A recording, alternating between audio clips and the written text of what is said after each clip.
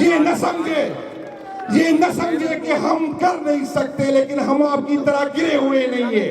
شام کو بھیج دیں گے۔ ہم سیاسی لوگ ہیں، ہم سیاسی جنگ لڑنا چاہتے ہیں، لیکن ایک برداشت کی بھی ایک حد ہوتی ہے۔ آپ نے پنجاب سے گندم کو روکا، لیکن سندھ صاحب میں بتاتا ہوں آپ کو، میں آپ سے درخواست کرتا ہوں کہ اگر انگلی سیدھی آنکھ سے نہیں نکلتی تو انگلی ٹیڑھی کرنی ہے۔ ہری پور سے اسلام آباد اور پنڈی کو پانی جاتا ہے، پھر ہمیں سوچنا چاہیے کہ اس پانی کو بند کر لیں۔ منی سے میرے صوبے سے پانی جاتا ہے، ہمیں اس کی پیمنٹ بھی نہیں ہوتی، پھر ہمیں سوچیں گے۔ اگر آئین مانو گے تو آئین مانیں گے، آئین پہ عمل نہیں کرو گے تو پھر ہم بھی سوچیں گے۔ میں آپ کو بتاتا ہوں، اس کو دھمکی نہ سمجھے۔